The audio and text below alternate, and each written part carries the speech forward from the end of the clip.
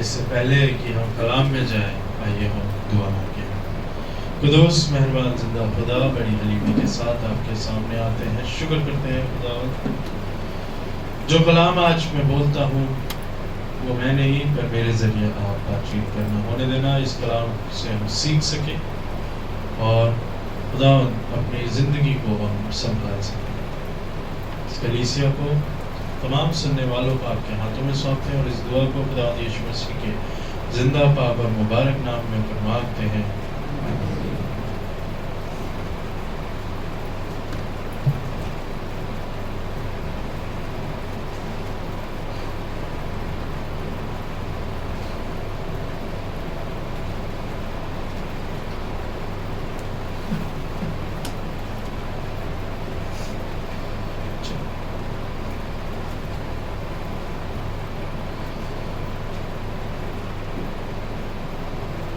आज का जो कलाम का हिस्सा लिया गया है वो एक ऐसी पुस्तक से लिया गया है जो सबसे ज़्यादा स्किप करी जाती है।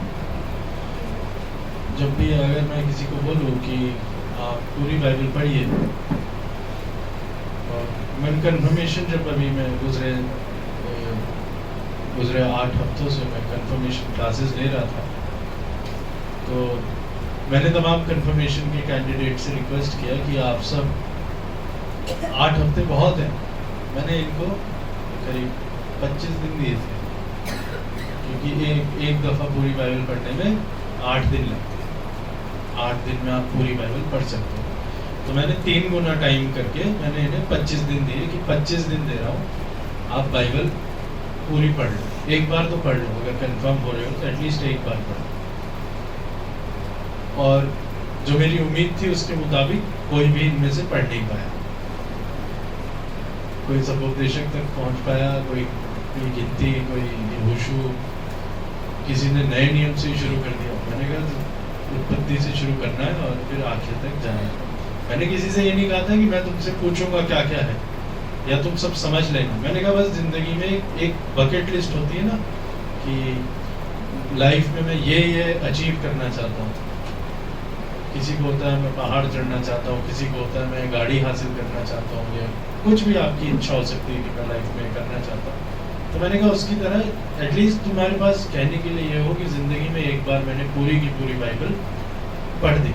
तो मैंने कहा कंफर्म होने से पहले एटलीस्ट, तो कंफर्म होने का मतलब है कि बाइबल तो पढ़ी हुई हो। तुमने अगर बाइबल ही नहीं पढ़ी तो फिर कंफर्म कैसे कहलाओगे। पर फिर इन बच्चों के मन में ये भी आया, जो 97 लोग कंफर्म होकर कलीसिया में बैठते हैं उन्होंने भी तो नहीं पढ़ी है। हम 1% अगर नहीं पढ़ेंगे तो बाकी कैसे कंफर्म होंगे। तो खैर बहरहाल मैंने इनके ऊपर खुदा पे भरोसा रख के इन पे भरोसा किया कि कंफर्मेशन क्लास खत्म हो गई 8 हफ्ते में, पर बाइबल तो पढ़ नहीं पाए, पर इसको पढ़ना जरूर, खत्म जरूर कर। तो बाइबल पढ़ने में जो एक किताब सबसे ज़्यादा परेशान करती है, कुछ किताबें हैं जो आपको परेशान करेंगी क्योंकि आपको ये समझ नहीं आती, और क्योंकि समझ नहीं आती तो आप सोचते हैं यार समझ आनी नहीं, काहे को पढ़ना, आगे बढ़ो। पर जब आप धीरे धीरे करके कभी बैठ के इन किताबों को पढ़ेंगे तो आपको समझ आएगा उन सब में मीनिंग। हम लय व्यवस्था की जो किताब है उसके अंदर बाइबल स्टडी कर रहे हैं, आप लगा लीजिए मुझे 6 महीने हो गए हैं और मैं 10 चैप्टर कर पाया, 11वें पे ही। और आप पढ़ोगे आप कहोगे इसमें है क्या, इसमें तो कुछ समझ ही नहीं आ रहा है। लेकिन जब आप धीरे धीरे पढ़ना शुरू करेंगे तो आपको समझ आएगा इतना कुछ है कि आपको एक एक चैप्टर में एक एक हफ्ता लग जाता है। उसी तरीके से गिनती की किताब भी उन किताबों में से है जिनको लोग स्किप कर रहे होते हैं। क्यों? क्योंकि इसमें गिनतियां बहुत हैं। गिनती इसीलिए बोलते हैं कि कनान देश में घुसने से पहले इजरायलियों की गिनती हुई थी, इसलिए इस किताब का नाम गिनती की पुस्तक है, बुक ऑफ नंबर्स। और इसमें बहुत सारी संख्याएं हैं, तो कोई नहीं कहता कि आप सारी के सारे संख्याओं को, सारे के सारे नंबर्स को याद करो, लेकिन आपको ये समझना पड़ेगा कि खुदा चीज़ों को ऑर्गेनाइज कैसे करता है, वो आपको गिनती की किताब से ही समझ आएगा। इसके पहले ऑर्गेनाइज होना यहूदियों को आता नहीं, और खुदा ने अगवाई दी कि किस तरीके से तुम ऑर्गेनाइज होगी। हमारे चर्चेस में, हमारे देश में, हमारे समाज में सिस्टम बिठाए गए हैं। क्यों बिठाए गए हैं? ताकि हम सही तरीके से चल सकें। आपके चर्च में पास्टर कमेटी कॉन्फ्रेंस है, क्यों? पासवान अकेले ही फैसला कर ले, अकेले ही सब कुछ कर सकता है। Pastor is more than capable to do everything. Committee conference क्यों है? कि हर चीज, हर कोना, हर एंगल पासवान नहीं सोच पाएगा। हर कलीसिया की अपनी जरूरतें हैं, अपनी चीजें हैं, वो पासवान को पता नहीं लगेंगे। अब ये तो चलिए दिल्ली हुआ, ये शालीमार गार्डन दिल्ली, गाजियाबाद, ये इलाका ऐसा है जो मैं समझ सकता हूँ, मैं यहाँ काम कर सकता हूँ। अब मुझे अगर फाजिलखा में भेज दिया जाए, फाजिलखा हमारा मेथोडिस्ट का एक चर्च है फाजिलखा। फाजिलखा ऐसा है, वो इंडिया पाकिस्तान बॉर्डर पे है। अब मैं बिल्कुल दिल्ली में हूँ और फाजिलखा जो गांव है वो पाकिस्तान इंडिया के बॉर्डर पे। अब वहाँ के लोग, वहाँ की सोच, वहाँ की समझ को क्या मैं समझ पाऊंगा पहले ही? नहीं। तो इसीलिए वहाँ के चर्च की पास्टर कमेटी होगी, जहाँ मैं कुछ जगह पे मेरे को सलाह चाहिए होगी तो वो लोग सलाह देंगे। तो ये ऑर्गेनाइज किया हुआ है। समाज को भी इसी तरीके से ऑर्गेनाइज किया गया कि हमारे ऊपर MP MLA है, हमारे ऊपर MCD है, या म्यूनिसिपल कॉर्पोरेशन है, पुलिस है, लॉ है, सब आप सब जानते हैं, मुझे एक्सप्लेन करने की जरूरत नहीं है कि आपका समाज तरीके से फंक्शन कर सके। और गिनती की किताब जो है वो खुदा ने इन लोगों को गिना और इनको सेटल किया है कि तुम लोग जो नए देश में जाओगे, ऐसे नहीं कि वो भीड़ मूसा लेके निकल गया भीड़ और कनान का देश उन्हें मिला तो वहाँ क्या हाल होता? बस खुदा कहता चलो जी ये जमीन तुम्हारी है, अंदर चले जाओ। क्या होता? क्या हाल होता है?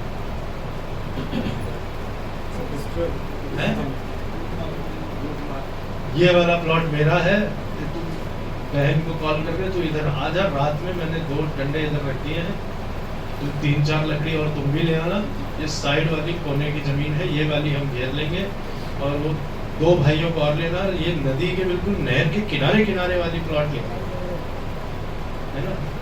ये वाली उपजाऊ जमीन है और ये वाला हमारा है और वो वाला तुम्हारा है। झगड़े ही होते रहते, ये सालों साल तक सेटल ही नहीं कर पाते। इसीलिए इनकी जमीन को बांटना, किस तरीके से वापस इजराइल में आएंगे, बटेंगे, रहेंगे, किस तरीके से सब कुछ होगा और किस तरीके से तुमको दाखिल होना है, वो सब खुदा ने इनको बताया। तो गिनती की 2 और 3 जो चैप्टर है वो कनान देश में जाने से पहले जो ये बियाबान में ये लोग चलते थे, किस तरीके से इनकी मूवमेंट थी है उसके ऊपर है। 12 गोत्र जो चल रहे हैं वो ऐसे ही नहीं कि भीड़ की भीड़, जैसे शुरू किया तो वहां से लॉरेंस खड़ा हुआ, आशीष खड़ा हुआ और ये 4-5 लोग यहाँ से खड़े हुए, 10 लोग इधर से चलने लग गए, जब तक किसी के जूते खुले हुए, वो जूते बांध रहा है, किसी ने कहा जरा मैं सामान समेट लूं, तुम लोग चलो मैं आ रहा हूँ, तो वो थोड़ा पीछे रह गया, कोई आगे चल, इस तरीके से नहीं चल रहे थे। तरीका था जिस तरीके से ये लोग रुकते भी थे और तरीका था जिस तरीके से इन लोगों को चलना होता, समझ रहे आप। और वो 12 गोत्रों में इनको बांटा जाता था। मैंने हमारे चर्च के व्हाट्सएप ग्रुप पे एक फोटो भेजी है, आप लोग बाद में देख लीजिएगा, मैं एक और भेज दूंगा और क्लियर करने के लिए। इस फॉर्मेशन में अगर आप लोग को दिख रही है ये फोटो, बिल्कुल बीच में तंबू रहेगा, फिर मूसा, हारून उसके भाई, लेवी और सारे याजक ये सेंटर में रहेगा। पहला जो गोत्र रहेगा वो इधर से शुरू होगा, एफ्रेम से शुरू होते होते होते होते होते ये 3 गोत्र, 3 गोत्र इधर, 3 गोत्र इधर, 3 गोत्र इधर। समझ आ रहा है आपको? 12 गोत्र हुए, सेंटर में तंबू, याजक, लेवी, 3 गोत्र इधर, 3 गोत्र इधर, 3 गोत्र इधर और 3 गोत्र नीचे। और उस तरीके से अगर ये लोग कहीं पर रुके हैं तो उससे क्या फायदा क्या है कि तंबू जो है, जो वाचा का संदूक है, वो बिल्कुल सेफ रहना चाहिए। तो अब जब ये लोग सेटल करना शुरू करेंगे तो सेटल करने के लिए भी पहला जो गोत्र है वो पहले आएगा, फिर दूसरा, फिर तीसरा, इस तरीके से सेटल होंगे। और जब ये चलना शुरू करेंगे तो भी उसी सीक्वेंस में चलना शुरू करेंगे। समझ आया आप लोगों को मैं क्या कह रहा हूं? तो इनके रुकने, चलने और वापस से सफर को शुरू करने का एक सीक्वेंस, एक तरीका खुदा ने निर्धारित किया था, वो आपको गिनती 2 और गिनती 3 में मिलेगा। उस बीच में इनकी काउंटिंग भी हुई, काउंटिंग भी करते रहते थे। काउंटिंग क्यों करते थे? ताकि पता रहे कि सब आ गए हैं। 1-1 लाख आदमी की काउंटिंग है, ठीक है। इसीलिए जब आप गिनती की किताब उसका दूसरा अध्याय उसकी 31 आयत को ही पढ़ते, 31 नहीं, आप 29 से पढ़ते। नप्ताली के गोत्र के रहे, हाँ, और उनका प्रधान एनान का पुत्र ठीक है। अहीरा होगा। नप्ताली जो है सबसे क्लोजेस्ट है वाचा के संदूक। 4 साइड है ना, 4 साइड बताइए मैंने, 1 2 3 4। तो ये लास्ट वाला जो बिल्कुल लास्ट के 3 गोत्र हैं उनको बता रहा हूँ। लास्ट, थर्ड लास्ट है नप्ताली। आगे, और उनका प्रधान एनान का पुत्र अहीरा होगा। आगे, हाँ, और उनके दल के गिने हुए पुरुष 53,400 हैं। हाँ, और दान की छावनी में जितने गिने गए हाँ, वे सब मिलकर 1,57,600 हैं। ठीक है, 1,57,600। हाँ, कि अपने अपने झंडे के पास होकर सबसे पीछे कूच करें। सबसे पीछे। अब आप ध्यान से पढ़ोगे तो दान का गोत्र नहीं लिखा है, वहाँ दान की छावनी लिखा है ना। दान की छावनी मतलब दान की छावनी में 3 गोत्र आते हैं जो एक पूरे साइड को कंट्रोल करेंगे, वो है अशेर, नप्ताली और दान। अब दान के गोत्र की खासियत ये है कि दान जो है सबसे लास्ट है, ये एंटर करने में भी सबसे आखिर में आएगा। और जब इजरायलियों को बोला जाएगा कि अब उठो और आगे चलो, तो दान का गोत्र सबसे लास्ट चलेगा, सारे गोत्र आगे चलेंगे और दान का गोत्र सबसे पीछे चलेगा। अब मैंने ये बैकग्राउंड समझाया ताकि आपको ये समझ आए कि मैं क्या कह रहा हूँ। इसीलिए 31 आयत में आखिर में क्या लिखा है, ये अपने अपने झंडे के पास होकर सबसे पीछे कूच करें, बिल्कुल लास्ट में ये रहेंगे और लास्ट से ये चलेंगे। दान का गोत्र यानी कि सबसे पीछे रहने वाला गोत्र। अब इसी ऑर्डर में इनको चलना है। और दान के गोत्र की खासियत यह है कि दान का गोत्र को जब जमीन दी गई, दान के गोत्र को इजराइल में सबसे ऊपर की जमीन मिली है। अगर मैं इंडिया के कॉन्टेक्स्ट में समझाऊं तो इजराइल आपको ऐसे आप सबकी बाइबल में नक्शा होगा, है पीछे सबकी बाइबल में है, भूल गया था नक्शा बनाइए, बना होगा। हाँ, बिल्कुल लास्ट पेज पे एकदम प्रकाशित वाक्य के भी बिल्कुल पीछे एक नक्शा होता है, ये यहाँ इधर पे है। आप लोगों की बाइबल सोसाइटी की बाइबल है। ऊपर हरमोन पर्वत के जस्ट बगल में दान लिखा हुआ दिख रहा है, यहाँ पे ये इधर छोटा सा है। अगर आप किसी को नहीं मिल रहा तो पड़ोसी को देख लें। दिख गया दान? कोई है नहीं दिखा जिसे है? लॉरेंस को नहीं दिखा है, कोई साइड में दिखा दो जिसको मिल गया उसके आसपास। ठीक है, मिला दान। दान जो है सबसे ऊपर है और दान के गोत्र की जो जमीन है वहां से एक नदी बहती हुई नीचे को आती है। उस नदी का नाम क्या है?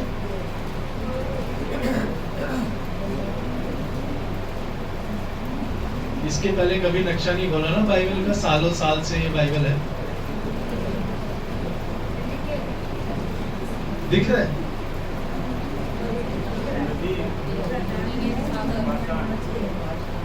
बस दान दिख गया ना आपको? दान के नीचे ये देखो, ये लाइन दिख रही है यहाँ से, ये यरदन। हाँ, कौन सी नदी है? यरदन का नाम ही यरदन इसलिए है क्योंकि वो दान के गोत्र की जमीन से आती है, तो इसलिए कहते हैं यरदान, फ्रॉम दान। यरदन का नाम यरदन क्यों है? क्योंकि वो दान के गोत्र की जमीन से निकलती है, इसलिए कहा जाता है यरदान। ठीक है, यहाँ तक समझ आ गया? अब हम आगे चलते हैं।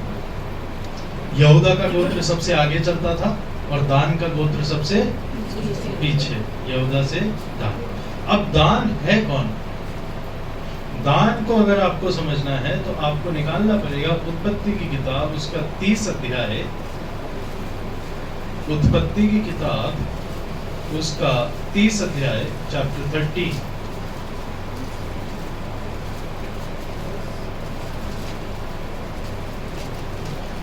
और उसकी एक आयत से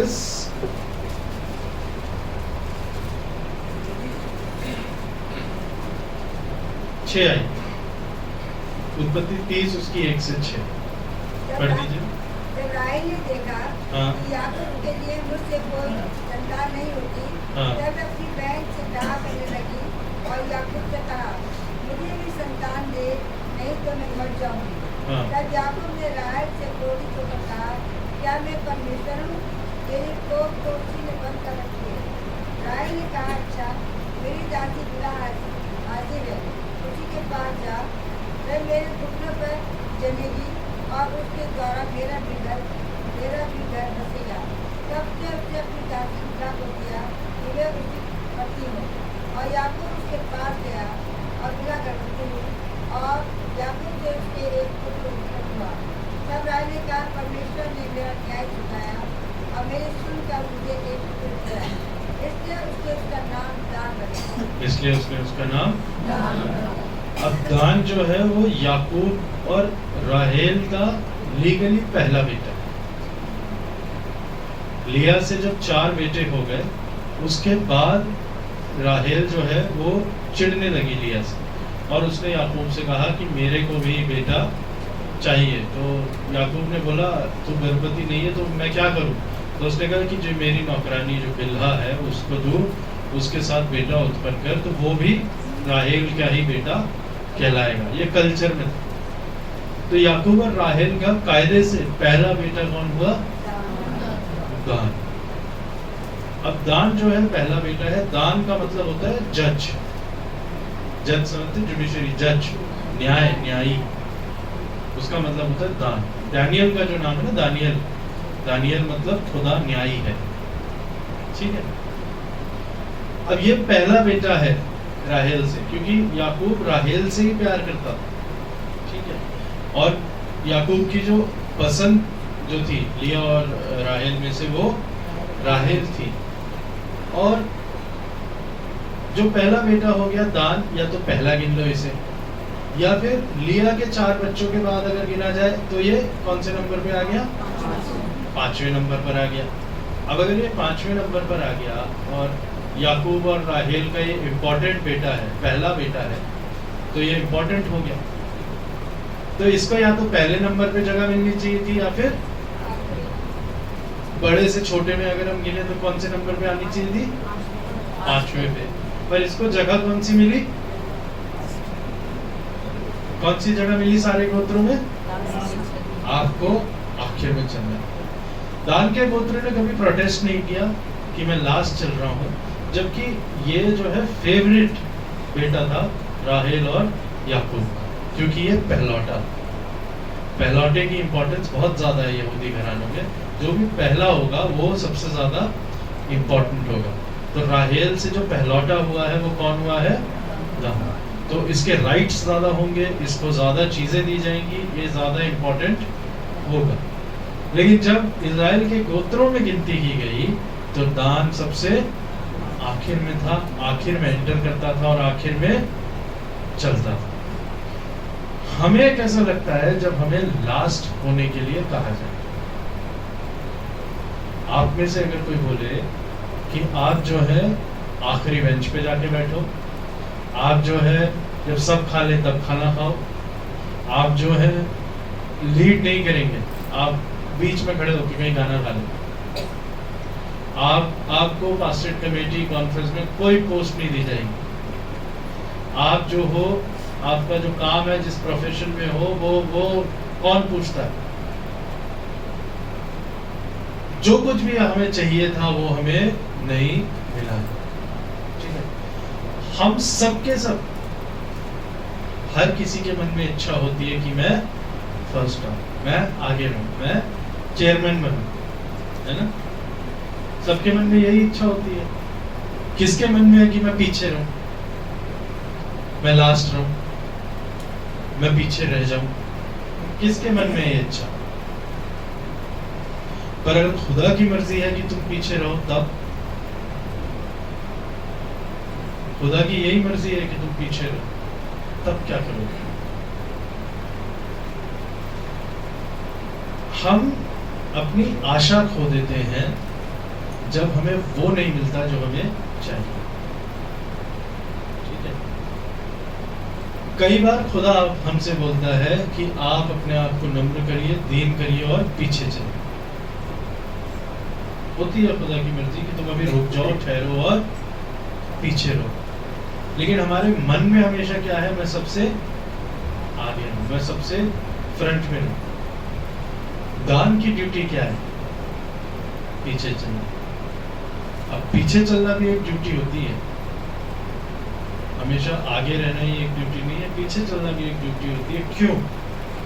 क्योंकि पहली चीज, दान के ऊपर एक इंपॉर्टेंट जिम्मेवारी ये थी कि अगर कोई पीछे से हमला करेगा तो कौन प्रोटेक्ट करेगा?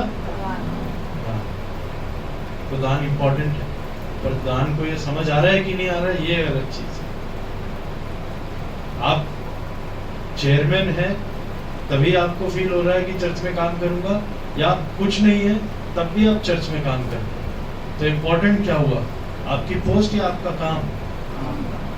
उसी तरह ये इम्पोर्टेंट नहीं है कि दान फ्रंट में चल रहा है, दान पीछे। इम्पोर्टेंट ये है कि दान किस काम के लिए वहां पर मौजूद। हमें इसलिए नहीं करते रहना है कि मेरे को पोस्ट मिले, मेरे को आगे बढ़ाया जाए, पर इसलिए भी करना है कि खुदा ने शायद मेरे लिए ये जगह रखी है, और ये भी एक इम्पोर्टेंट काम है।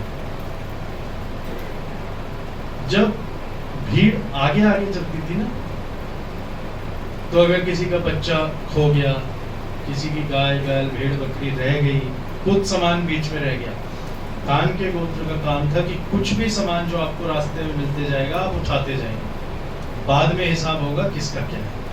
अगर कोई बच्चा भीड़ में खो गया है तो वो दान के गोत्र में शामिल हो जाएगा, किसी की भेड़ बकरी रह गई है तो दान का गोत्र जो है उसको अपने साथ लेकर चलेगा जब तक कि आगे जाके आप रुके नहीं।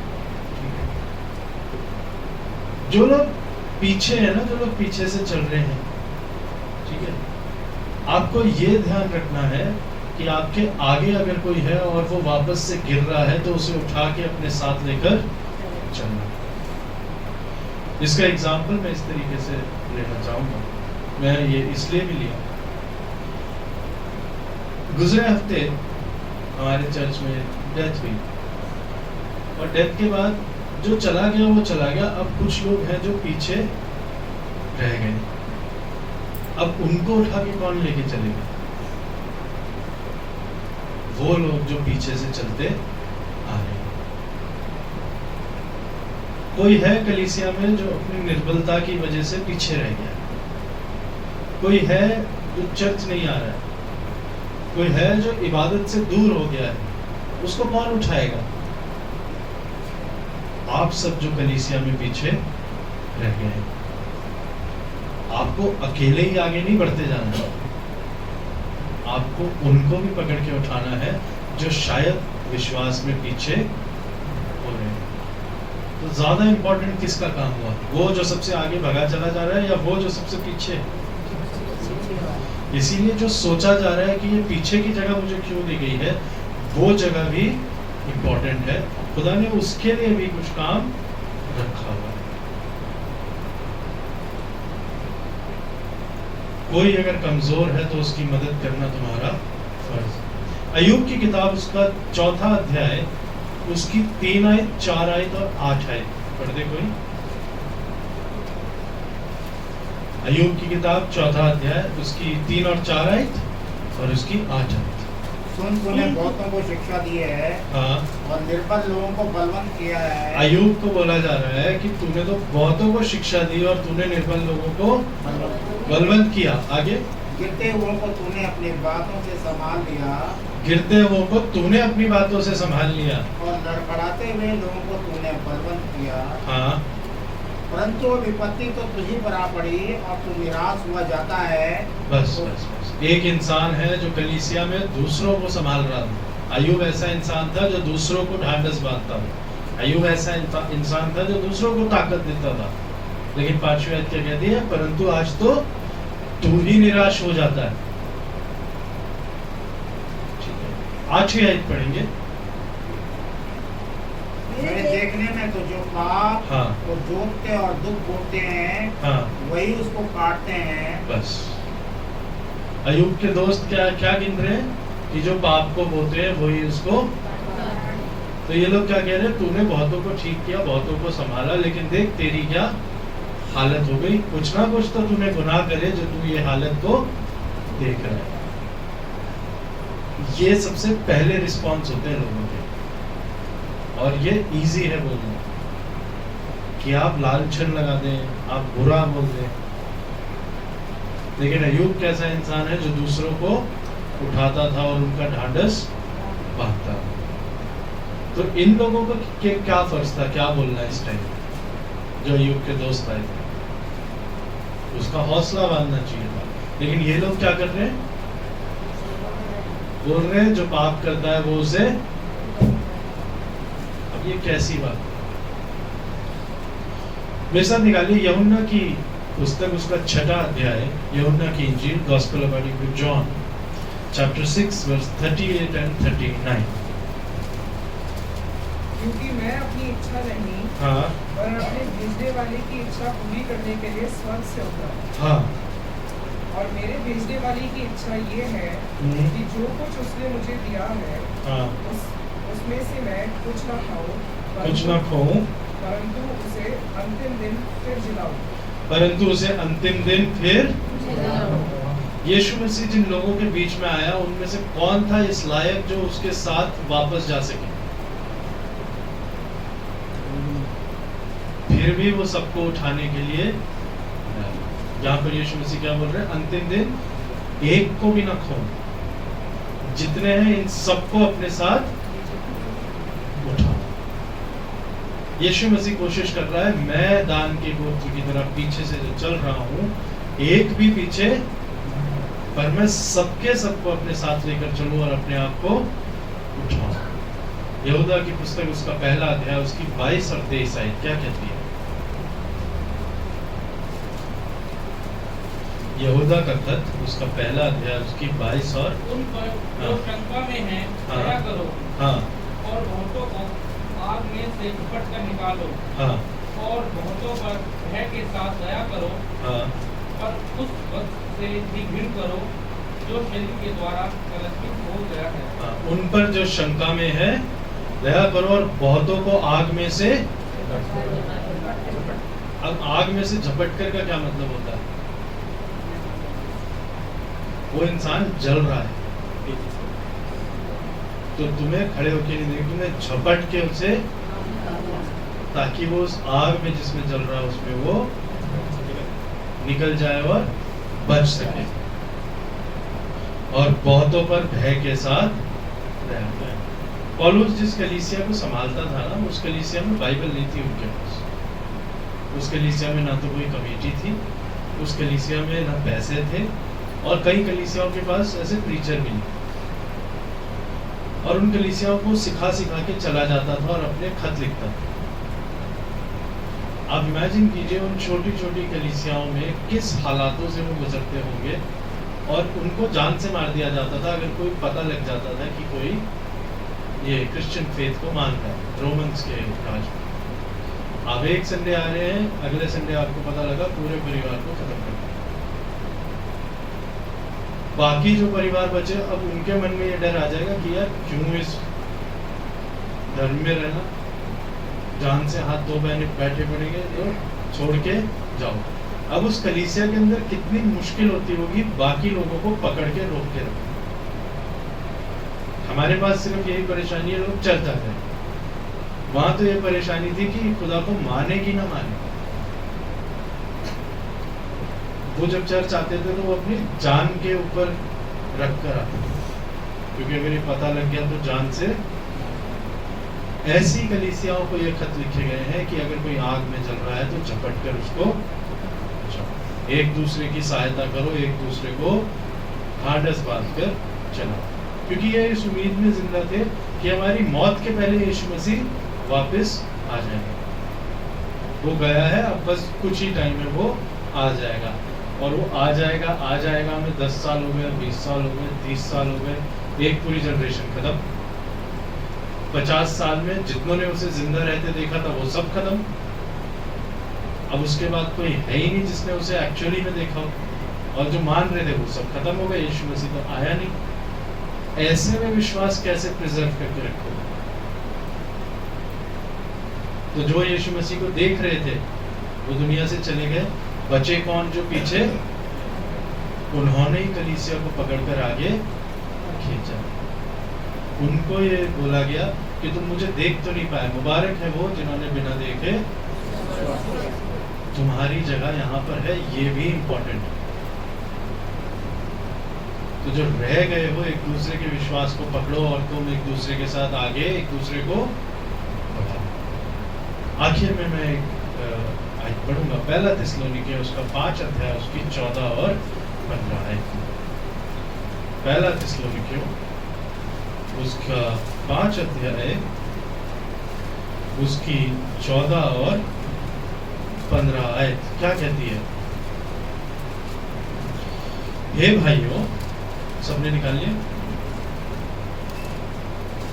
पहला थिस्सलुनीके 5 अध्याय 14 और 15। हे भाइयों, हम तुम्हें समझाते हैं कि जो ठीक चाल नहीं चलते उनको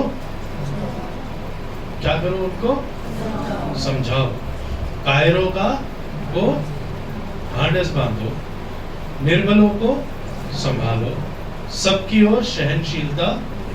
मैं फिर से आयत पढ़ूंगा, जो जहां जहां मैं रुकूंगा वो शब्द आप बोलेंगे। हे भाइयों, हम तुम्हें समझाते हैं कि जो ठीक चाल नहीं चलते उनको, कायरों को, निर्बलों को, सबकी ओर सावधान, कोई किसी से बुराई के बदले बुराई न करे, पर सदा भलाई करने में तत्पर रहो, आपस में और सबसे भी भलाई ही की।